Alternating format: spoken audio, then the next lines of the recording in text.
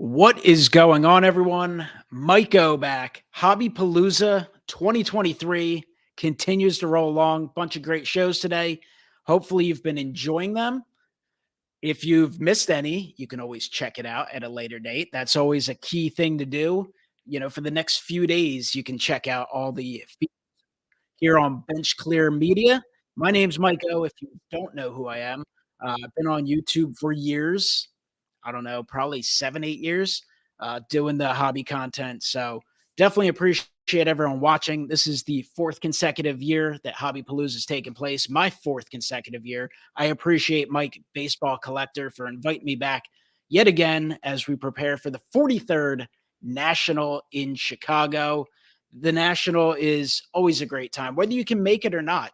It's hard to get there every year, and it definitely takes sacrifice. It costs money. It takes time. So you can't get there every year, but you can always experience it through videos and podcasts and all the media. And the thing about the National that's so great, of course, the cards. Whether you're going to the National to sell some cards to either bring in your income, some of your big income for the year. Maybe you're going to the National to sell some cards so you can afford other cards. Maybe you're going to the National purely to buy stuff. Maybe you're just going for the experience of seeing the cards and the awe of all the different stuff you can see, all the crazy, rare stuff, the one of a kind stuff. Maybe it's seeing the different companies. But what's always best about the National is that experience, and that experience is made great with your friends, the people that you have watched for years, that you've followed for years, to get to meet them for the first time, or maybe you meet them yearly. Maybe you talk to people on a daily or weekly basis, but this is the one time of the year where you get to actually spend time together. That is always absolutely incredible. That's what makes the experience so special. And that's why when you hear people kind of downplay the National, it's perplexing, and it makes you think to yourself, well, maybe someone just hasn't experienced the National, or maybe they just don't care about people. I don't know, but the cards are great. The people are what makes it an absolutely incredible experience that you just enjoy forever. You make lifetime memories, and if you make some videos, you can always recapture those memories and get to see them. And a few guys that I'm looking forward to seeing at the National this coming year are my buddies Big Scott 35 and Dave's Midlife Card Crisis. Can't wait to see you guys in Chicago, and look forward to seeing you guys right now here on Hobby Palooza 2023. Scott, how you doing? All right, just been popping in and out on the content today. We have to definitely go back to see Ray. I watched a little bit before me and you started talking, and some good stuff there. And just counting them down, man. Counting down. Talking to you guys about every other day about it. So, Dave, I know you like the hobby. I know you kind of you put up with myself and Scott. I don't know if there's anyone who looks forward to the National more than you. I think you've gone out and publicly said it's your favorite few days of the entire year. It's like my Christmas, hanging out with my friends, looking at some cards, drinking a bunch of beer. No wife, no kids, no work. It is a great time. And it's like you said, it's an immersive experience. Like, you're there with like-minded people, you're hanging out with friends, you're hanging out with, and you're meeting new people too, right? You're meeting people that you've known online for a while, but you're meeting them for the first time, in some cases. And you're with so many like-minded people, and it's just a week of doing nothing but looking at cards, talking sports, hanging out with your buddies, and literally forgetting about everything else in the world. You're not worried about some bills that maybe you should have in the back of your mind, because it can be very easy to lose track sometimes. You're not worried about this meeting or that meeting or this being due. You're not, Dave, you're not worried about your kid behaving. You take care of that in a few minutes on a live stream, and then you're done for the night. It is a glorious few days for sure. Yeah, and what I love too is when you're meeting everybody for the first time, it's like you've known them for years too. you go meet him at the show, and it's like your old high school buddy. So it's awesome how when the community comes together and how we all kind of just know each other without even knowing each other. Yeah, you reconnect so quickly, and you just fall in line. And like you said, it feels like either getting together with your buddies for the first time. It might have been a year or 2 or 3, but you just fall right into that old style you used to enjoy. And it's kind of like a family reunion type of deal. Well, except everyone's happy to see everyone for the most part. Yeah, we don't have the crazy. Well, we do have some crazy. But anyway, what I remember last year was back there at Ryan Car Collector 2's booth back there way in the back. And I think it was Saturday because people were getting ready to leave. And we were all taking pictures with each other and everything. And people coming up and asking me why and who we were and what was going on. Because we were such a big group back there having a good time. And just, Thursday, Friday night is great. But seeing we try to make the best of it and have a good time. And I just remember that last year. And that'll probably stick with me forever. That was a good time. Yeah, there's no doubt. And, leaving the National, we're not ready to leave the National. We haven't even gotten there yet. But you do kind of have those, and I know I've heard Eric, those back pages, talk about it before, like the post-National blues a little bit, because you kind of just realize, like, damn, that was a load of fun, and it's another 365 days so you get to do that again. Right. But you still have those memories to be made. That's why it's, should you completely focus on making content and videos? No, but I do think you should capture some stuff and, have a few clips and stuff just to have those little memories, those callbacks, because you have the memories in there, but things that kind of spark those memories. Anyway, do want to mention signatures for soldiers. They'll be set up at the National again, collecting donations. Baseball Collector will present it to them in person. You can check out the PayPal address on that scrolling screen there, so check that out. Also, just want to mention a few things. A few unpaid sponsors of this stream. Got to make sure I get these out before I forget or we get too far. MikeO's Card Shop on eBay. Someone runs it. 27,000 cards. Hobby Palooza 2023 coupon code saves you 23% for the next 2 days. So you can check that out. Let's Talk with Big Scott 35, Sunday night live stream. Check out that show, live shows on a weekly basis. The man almost never misses a week at all and usually doesn't miss that Sunday. Insert Revolution podcast. We're brought to you by them as well. They do a great job. Old school YouTubers, and they just hang out. They chat about the hobby, whatever. They have a topic and they stay on that. But it's nice to just go in there, relax, and you learn something for sure. And it's not just all about, pushing, getting people to watch your, all about the numbers, which a lot of things are. Also brought to you by the Rookie Card Explosion Box by Filmington. If you want a repack product, check that out. And the Baseball Card Rookie Checklist and Tracker brought to you by Dave's Midlife Card Crisis, available on Etsy. So, some shameless plugs that I felt like we would get out there here on the Bench Clear stream. Yeah, I did offer Mike tonight if he wanted to sell cards. I was going to be his Don West, be QVC of old school, but he decided not to do that. No, we're just going to chat and talk about the hobby a little bit. So, Dave, what's a memory that kind of jumps into your mind about the National? I know we've had some fun moments at the National. It doesn't have to be, where we were together, but any specific memories from previous Nationals that definitely are in your mind all the time, but once we get to this period of the year, you start watching videos, you start thinking about the National, not just like weekly or daily, like hourly, that pop into your mind?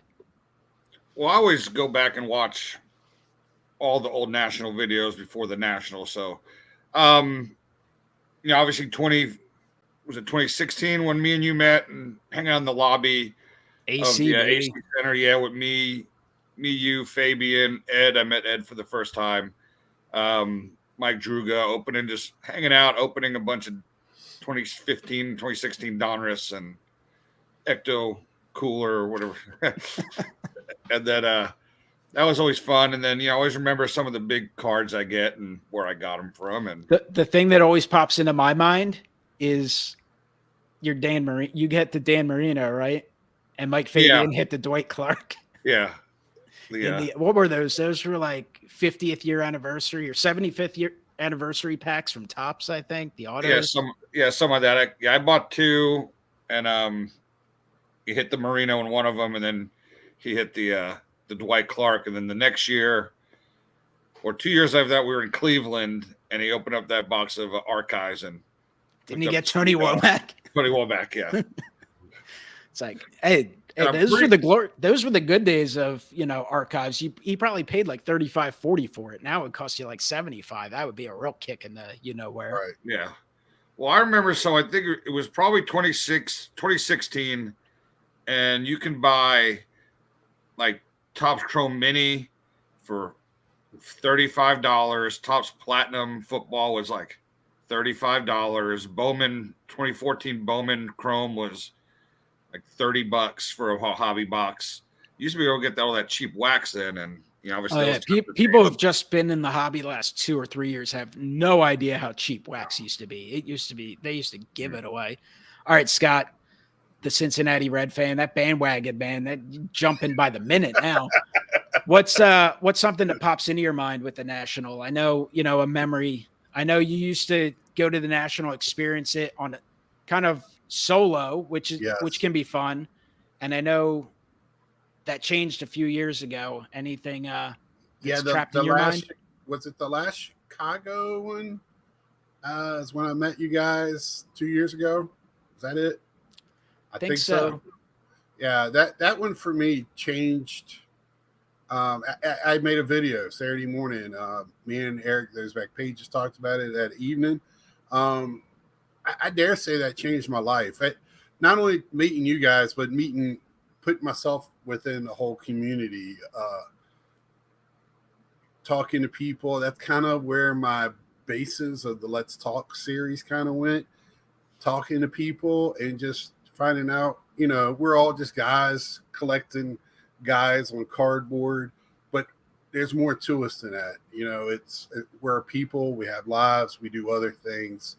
And I do try to find that out. And, but getting to know you guys and hanging out, and y'all introduced me to some OGs of the hobby, really learn what it was like in the early days of cardboard and YouTube, that, it just didn't start a couple years ago. That's some scholarship for you guys.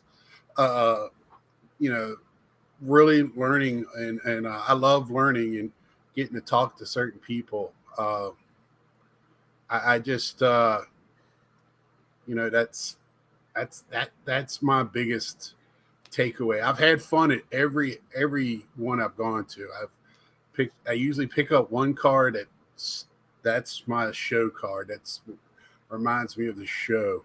But and then last year it was just a ball. I don't have a big channel, but my peers, I feel like I have respect to my peers. I respect them, and we had just a blast, everyone, last year. We took a bad situation outside of the show and still had a great time. That just shows you what this community is all about. So, and for those watching, I appreciate everyone watching live. If you have comments, feel free to share them. Our producer will share them on the screen, and we'll, comment when we can. Dave, great job hooking up Ray back in 2016, back when he was, short little kid. And now I'm pretty sure, maybe not Scott, but me and Dave would definitely be looking up at him now. Yeah, he was just a young pup back then. What are you guys looking forward to at this year's National? Like, we're in a weird time. The last couple Nationals and last year was maybe the end of the overhyped aspect of this hobby where things were just through the roof. And of course, the rare stuff is going to be more expensive than it was last year. Unfortunately for me, some of the stuff I'm looking for, rare pre-war Phillies, is like my main focus for the National, because those are the items that, unless you catch them at an auction house, like, you're not going to find them every day at eBay, and you're not going to find them at your standard card shows too much. Some vintage stuff, certain things, the biggest of names, I'm sure will still be higher in price. But I have to assume, and maybe I'll be wrong, with the number of dealers increasing, with things tightening up in the economy, I got to think there's going to be a lot of opportunities. Singles, I think for sure wax. I think, maybe not something that's the super hot thing. I don't think you're getting something with Ellie De La Cruz stuff in it. I don't know if you're getting a brand new release dirt cheap, but I do think there'll be a lot of products, specifically retail stuff, available at like well below what we've seen in recent years. Anything specific you two are looking for? So I don't have any. Kevin Bass auto. Yeah, no, I should tell that last year. That caliber player, I should be able to find. I dealt with that last year, Carla. I'm hoping to not pick any up this year. Yeah, I don't know. Like last year, I went out there with a goal of the Griffey and the Mantle, and you swung for the fences and hit a grand slam. Yeah. And only had to hit the ATM like twice for that one. This year, I don't have anything super big in mind. I think I'm just going to go and try to find autographs of guys I need still, I don't have, and maybe pick up on $1 or $2 $100 cards, and then kind of just $15 to $20 autos, try to find them all day, and maybe some rookie cards, and that's about it. I don't have anything specific this year, unfortunately. For me, is talk about quite a bit is I've been collecting the 2019 475 Pete Alonso rookie card and all the variants, including the chrome variants of it. I'm down to the tough ones now, and I can't find. I have yet. There was the ones I was looking for at the beginning, and I still can't. I have yet to find a clear. They're numbered at 10. The clear ones are so difficult to find. Yes. If you search like Series 2 or Series 1 this year, I don't look for them every day, but like when I do glance, it's like one or two on eBay at a time. I have them on search. I keep it on the, I have it on the search for me in eBay. I tell everybody I can think of, I can't pay you any price, but there's a price in my head. I'm down to all the low number stuff. I have the Mother's Day and I have the Father's Day. So I do have some of them, but just, man, a lot of these, they're probably collections now. There's a lot of Mets fans, a lot of Pete fans. So it's tough cards to find.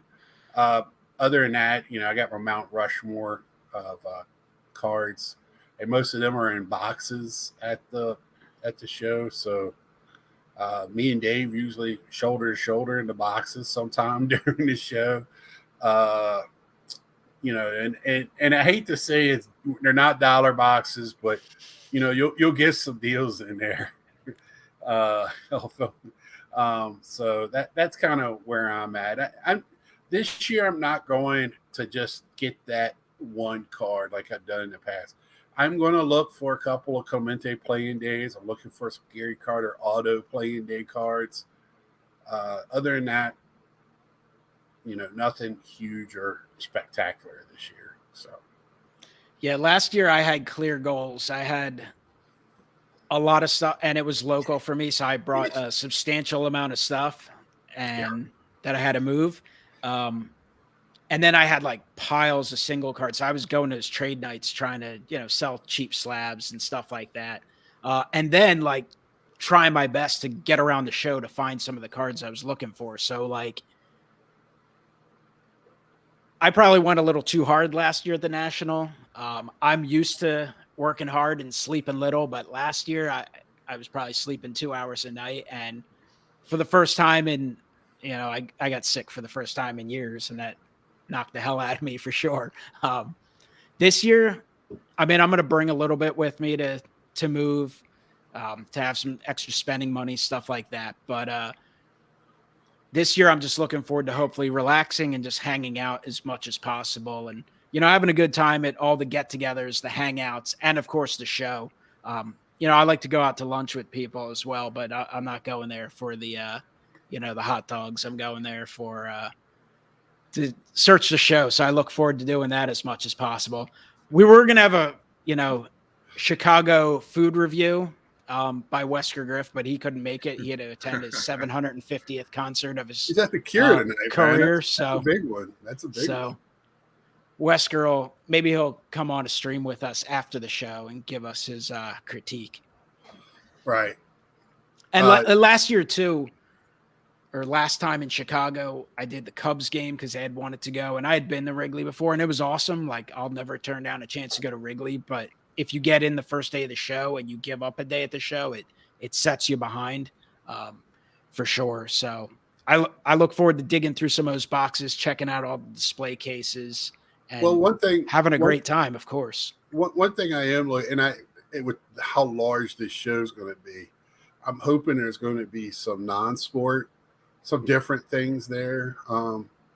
Last year there was some Star Wars. I am a big Star Wars collector, but also anything non-sport, historical, anything like that kind of gets my interest out of the ordinary. I know old Sanderson was trying to make a joke about it, horse racing, but you know what? If I found something pre-war, in that vein, I wouldn't mind looking for it at all. So,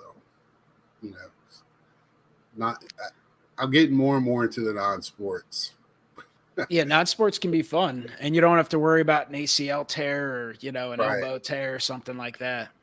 I picked up some cards from Sweden that my buddy Dr. Exclusive turned me on to. It was a bunch of hockey cards, but also I picked up a couple of Mickey Mouse and I tried Batman. I got outbid, but some Flintstones cards from Sweden. So I'm looking forward to getting those in the mail. Not tonight, Mike, but we'll see. We'll see what happens tomorrow. The door is always open. We'll have to see what happens. And of course, another thing to look forward to at the National, whether you're going or you're not, because even if you're not going to be able to make it, there will be videos and will probably be live streams. The Thursday night baseball collector get together, YouTube hangout, always a blast, ton of fun. You see people at the show and you'll stop and talk, and sometimes you'll walk the show with each other, but you also, everyone needs to take some time on their own to look for what they're looking for and making, especially with such a large show. So I look forward to that. Friday should be a Filmington get together. Not sure who the co-host is this year. I guess we'll find out. Maybe he'll announce it sometime soon.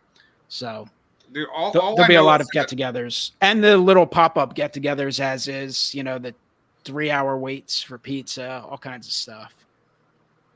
So all I know is that we went live in Cleveland, and then the next year at National, everybody decided to show up and hang out. So I'm pretty sure that's all because of us. That live stream back in Cleveland, drinking beer and ripping cards. That might have been packs and drinking beer, wax and drinking beer. I don't know what the numbers are on that live stream. Maybe we should, if there's any editors out there that want to take the time to go through a 4-hour video and put together clips, that video might have been more influential in the community than we maybe realized. Yeah, Filmington says Lowe's on Friday at 8:00. So hanging out at that, and then next thing you know, people are popping into the live stream and up in their hotel rooms and in different cities throughout the country. That was a good time. Yeah, people left our get together to go home and watch it on video while we're still live. That was a fun night. It was an exhausting night as well, but I admit I watched a lot of it that night. And the crazy thing, that year I had a knee surgery. I was upstairs. I was in my hotel. Didn't go. I didn't realize y'all were downstairs. I probably would have hobbled my butt down there. Did y'all see where Ray asked if we thought it was going to go back to AC at all? The show. I did not see. We will see. Things are always possible, but I personally don't expect it. Atlantic City sucks. I'm just saying. Free, though. It's free for. But the thing I like about it is it's less than a 2-hour ride for me. So from that aspect, I love it. The city itself sucks. It's rough. Well, we were still but you will hear people say, "Oh, well, Chicago's got issues." Like, not Rosemont. We're at Rosemont. We're not in South Chicago. Like, right. It's like the Atlantic City one is like smack right there. I can literally there's no escape from anything. Why? What is it? Baltic is cheap in Monopoly. I mean, we had to go right across that to get to the show. It's bad. But Dave, you were saying? So yeah, so at least even AC being as bad as it was, we still had two really good get-togethers. We were still able to hang out, even though I know some houses that people rented weren't great. I thought ours was not too bad. So yeah, it has it's not great, but we can still make it a great time. Yeah. If it goes back. Oh no, absolutely. Wherever it is, it's going to be a great time. They could have it, Antarctica. We'd find a way to have some level of a great time, even if our cards were frozen. What's up, Amish Dave? Look forward to meeting Amish Dave for the first time this year. Sir. One of the unpaid sponsors of this, the Insert Revolution podcast. So you can check that out. Bronco, Steve, and Vinny. That'll be great to see those guys. We had some breaking news earlier that Amish Dave got a haircut for the National. So he does. Yeah? He had it on the last show. And I tease Ed about him wanting to only go for the food out in Chicago and not caring about the cards. I honestly believe the thing he's most excited about is hanging out with those guys and meeting guys and seeing guys, for the first time. And again, that's, what's awesome about the National, that opportunity to connect and to connect in a different way and spend that quality time and get to know people a little better. It's awesome. Right. We've got some fun chatter going out in the, yes. So definitely appreciate everyone hanging out and chatting it up. And another thing I love about these live streams, it's really difficult to keep up with the chat, but I always go back, and after it populates, after a couple hours to go through and read it, it's great. Good times. Yeah. I did. Somebody gave me a list. I think it was Snoop last week, and Nashville was a place, and some other place. I would love to see it in Nashville. I think you said St. Louis, and then Nashville and Baltimore. Yeah. I think from what I've heard, I think Baltimore, the convention center is too outdated. I thought it wasn't big enough at this point. He said there's another one that can hold it. That's in a probably a little better area also. Yeah, well, Baltimore's definitely taken a tumble downwards too, but there's still more to do. It's not on the same level as Atlantic City. Atlantic City is just so small, but I would definitely be up for a new location. I like the every other year in Chicago deal. Mm-hmm. I wouldn't be opposed to it. Maybe converting to an every 3 years. I know it probably does the best numbers. I like Cleveland. It's not difficult, but I would definitely, Nashville would be cool. And even an opportunity to check out some different areas, different places. You got the food, you got, different events. Maybe there'll be a big league team in Nashville at some point. That's always a possibility. So I would certainly be up for some different locations.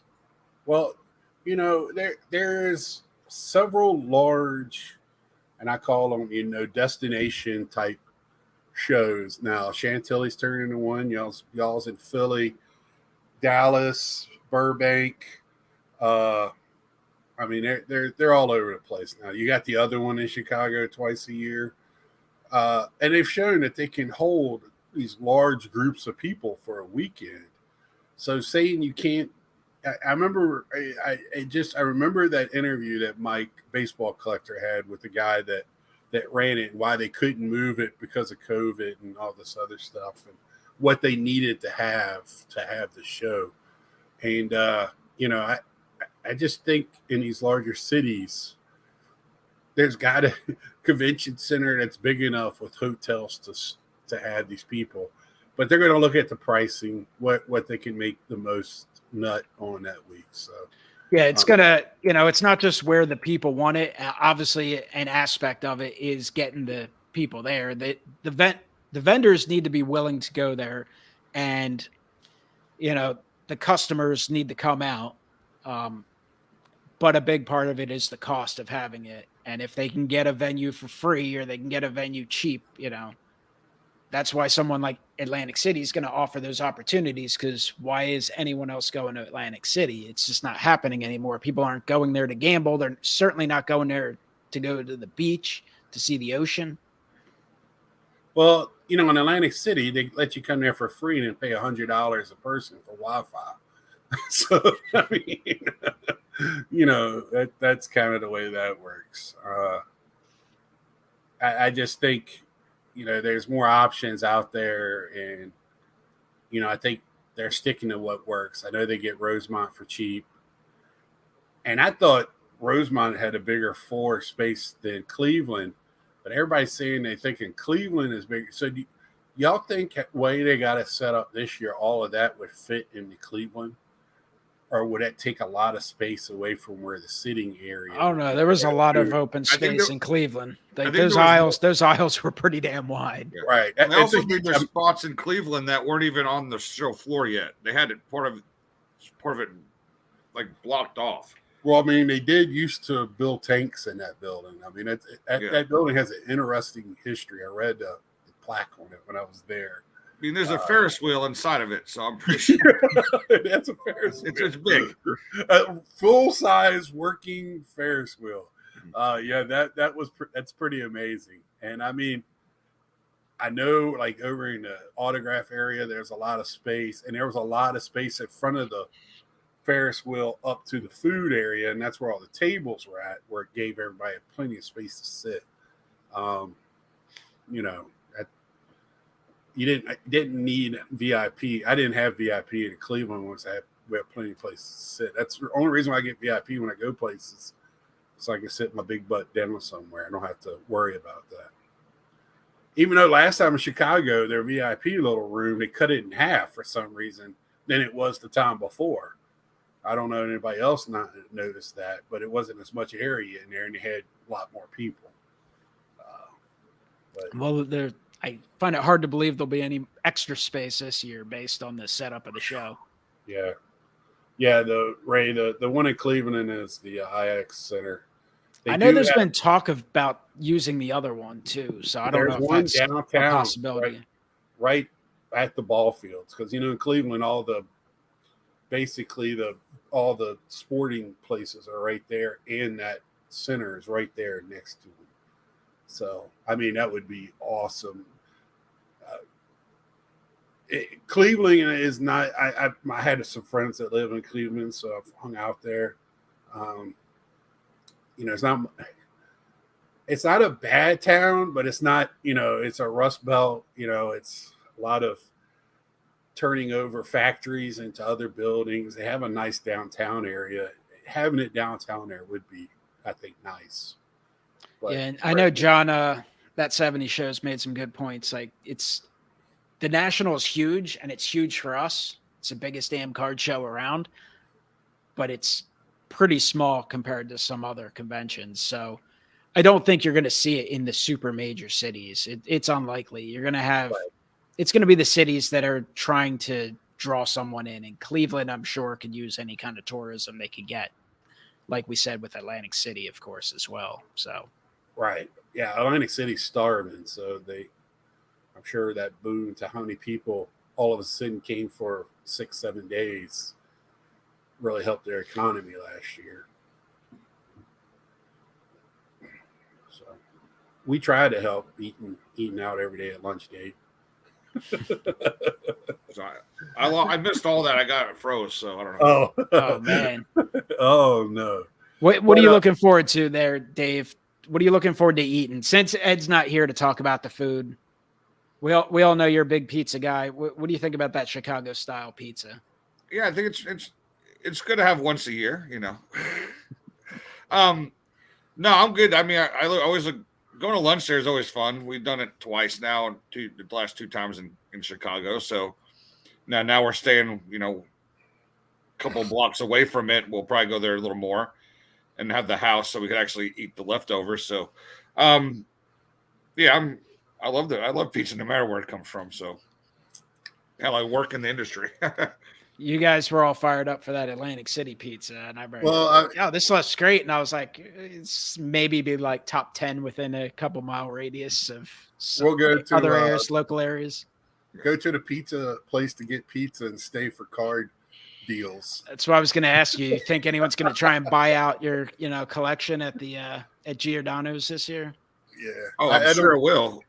Well, me and Dave saw that a couple of times when we went for lunch last year at AC. You go if you got your backpack. Yeah, what you pick up? What are you selling? Where's your briefcase? Yeah, I bet. I don't think it'll be as crazy as last time. There will be the trade nights, and there will be pop-up trade nights, no doubt about it. There'll probably be opportunities to buy some stuff because there's going to be people just looking to dump some stuff, get some cash to buy other stuff. So there might be some opportunities there, but that was on a whole nother level 2 years ago.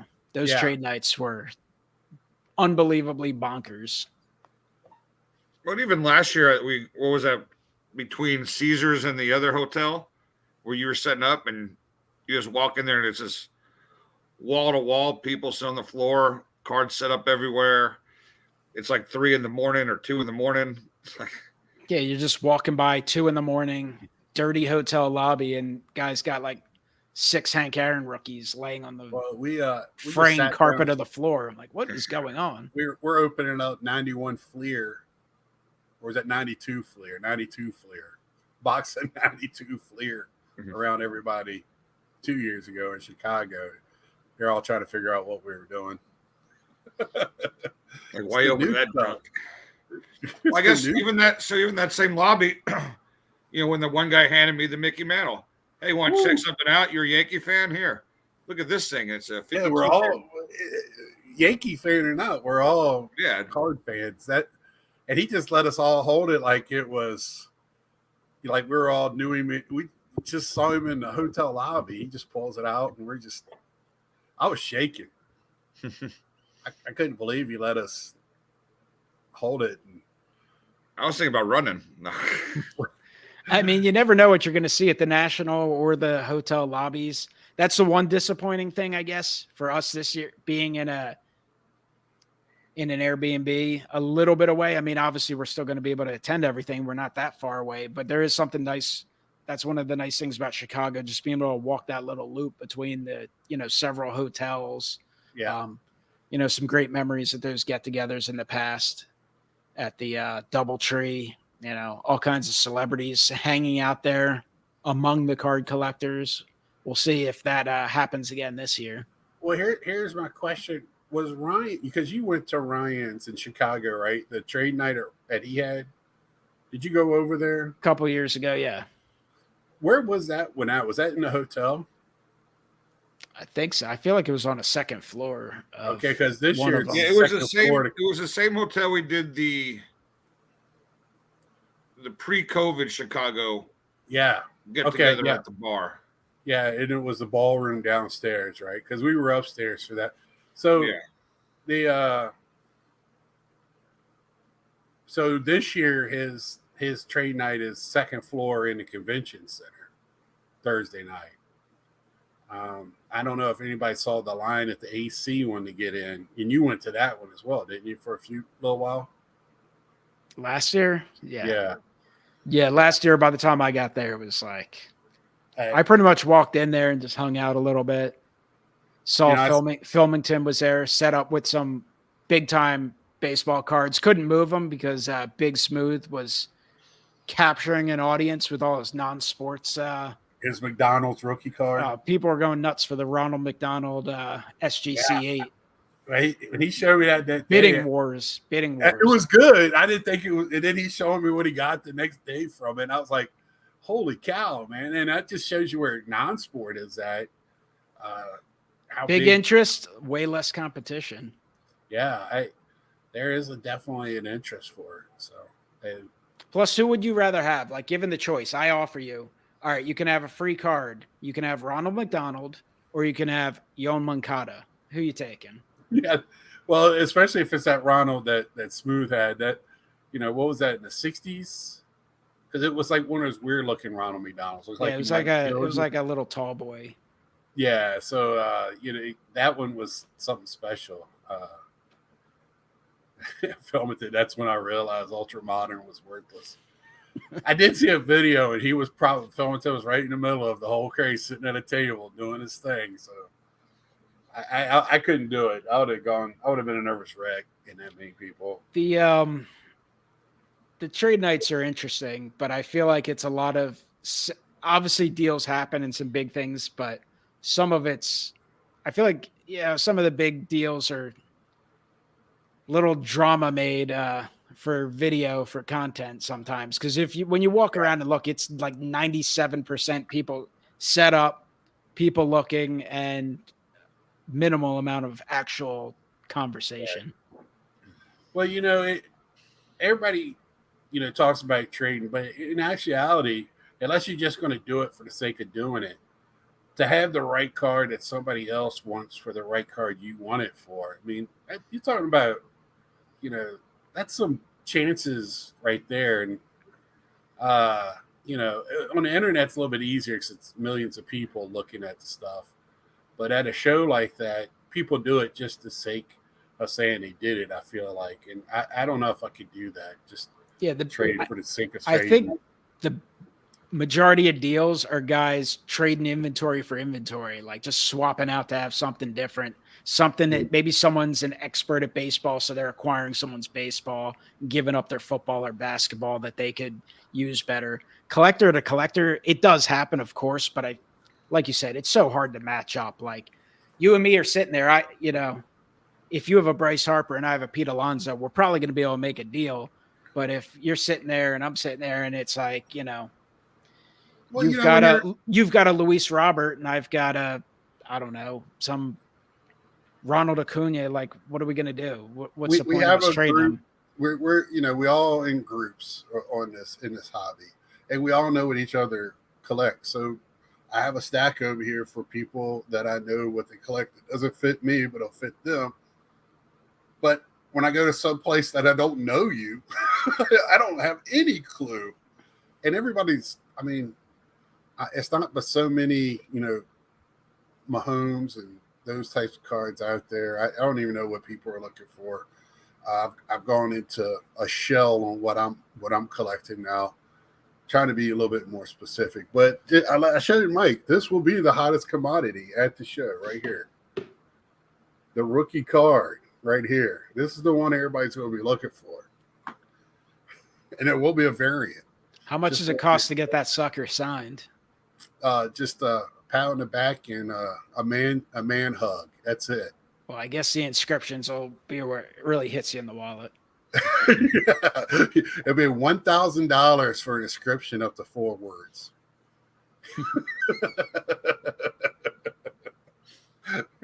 I am going to get 2 autographs this year, I think so. Who are you getting? Big Hurt's one, right? No, I already got him on a helmet. And I think he's actually cheaper now than actually the year I did get it was the year he was inducted, and it was in Chicago. So I'm getting Rondé Barber on a UVA mini helmet. And, the less popular yet the better of the Barber brothers. And I wouldn't. I don't know. Tiki had a hell of a career. He was good, but he ain't in the Hall of Fame. Yeah. But at UVA, they're about equal. I mean, they both on either side of the ball. But anyway, and then I got a Virginia Tech guy, little controversial, Mike Vick. So I collect the Virginia stuff. Mike, usually, if he doesn't know who the player is when I'm doing graded cards, he just assumes it's a guy from Virginia and moves on. There's been some cards. I'm like, what the hell is this? But yeah, that's how much for a photo op. Well, I hope you have a wide lens and it's free. Remember, signature for soldiers, PayPal donation. It's scrolling across that bottom. Gonzalez Nut at hotmail.com. The guy collecting the money is a nut for Juan Gonzalez way back in the day. Yeah. We're quickly approaching the end of the stream. We only got another 5-6 minutes, and then I believe Jimmy Guns is up next. So, gun show, yeah. So one last thing, and I want to down there before we get. I keep hearing every day more and more people kind of backing out or of going to the show. Have y'all been hearing much of anything? Anybody in the chat want to chime in on that? Starting to hear a little chatter. I know one of our guys couldn't make it, but there's multiple reasons for that. But generally speaking, I haven't personally heard a ton about it. But if you're going to get out of it or decide not to go, time's ticking. We're 4 or 5 weeks away. So right, yeah. But it is, it is expensive to get there. It's more expensive than it's been in the past. Flights are pricey. Hotels, are more difficult than ever this year at the National. Food is up. Day 1. Yeah, so there is an expense to it. And to me, like, obviously, if you're going to set up at the show, it's worth going. It's a big show. If you're going looking for monster cards, I get it. Otherwise, like, it's really difficult to justify financially probably going to the National unless it's a big part of it is the experience, which is true for all of us. And I'm sure many people out there going to hang out with people, to get away, to treat it like a vacation, because just dollar and cents, it's gotten pricey, and everything's gotten pricey. Yeah, because I know my flight was probably $130 more than normal. We couldn't book hotels, so a little different. And I think we worked out pretty well with having the Airbnb being as cheap as it was, but yeah, it's very expensive to get out there now. Yeah, that Airbnb is helping us out quite a bit. Yeah, quite a bit. I'm driving in. I'm going to pick up somebody, so we're going to make a trip out of the trip. Who you going with? I think it's you. And hey, it's going to be my first trip to through the state of Indiana, so it's another thing to look forward to. And I have bought some things to put on my phone so I can take some video of the show on my trip.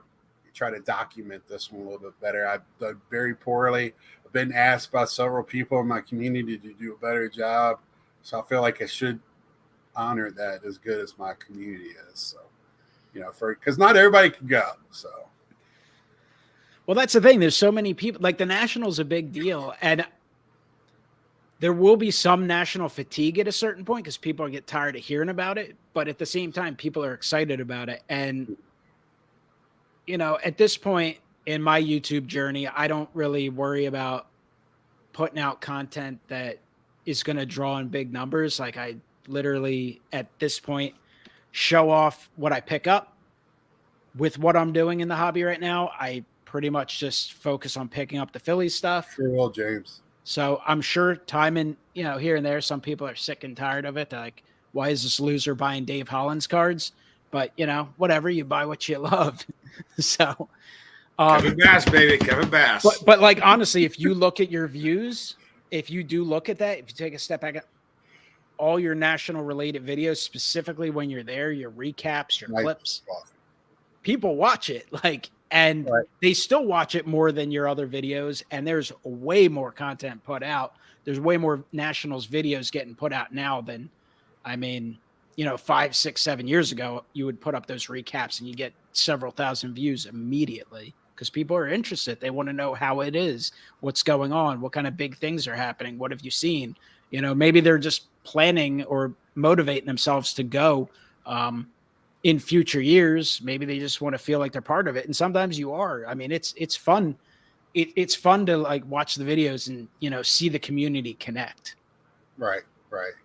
Yeah. And Amish Dave puts it there. I feel fortunate that I'm able to go. So some people that are friends of mine that are close can't go for multitude of reasons, and they want to go, but they just can't. So if I could share some of what I'm doing, and I can't promise the world, I don't want to, but I'm going to try a little bit more this year. I know me and you talked about it I think last 2 years about trying to get more videos on the floor.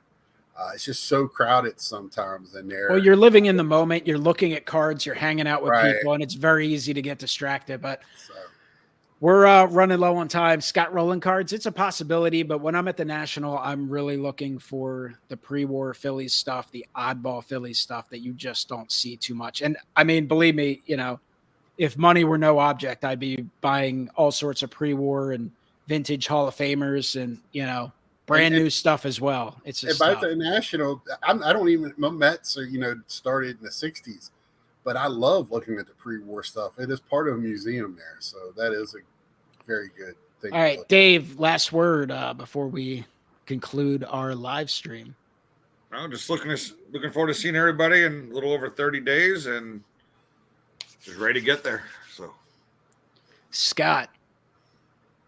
With Dave, looking forward for the trip. I'm looking forward to see people, meet more people in the community, shake hands, and just enjoy the week and be in the moment. Absolutely. 43rd National from Chicago, little over a month away. If you're going, send messages, email, communicate, try and meet up. Everyone's happy to hang out with everyone. Sometimes you'll just see some of us on the floor, stop by, say hello, of course. But those get-togethers, the baseball collector one on Thursday, the Filmington one on Friday, absolutely fantastic ways. I mean, you pop in, there are going to be 50, 100, 150 people at these events, maybe more. Who knows? It just kind of depends. They grow yearly. So you think to yourself, how much bigger can it get? Well, they do get bigger. And there'll be little groups and people, one-on-one opportunities. Like everyone's going to just bounce around and get a chance to talk to as many people as they want. So check that out. Signatures for Soldiers, donations down below. Again, thank you, Mike, Baseball Collector. We appreciate it. Appreciate you having me on once again. And hey, go back and hit the like button, the thumbs up button, comment down below, and we will talk to you hopefully at the National and, of course, Hobby Palooza 2024 maybe. We will see. Thank you, guys.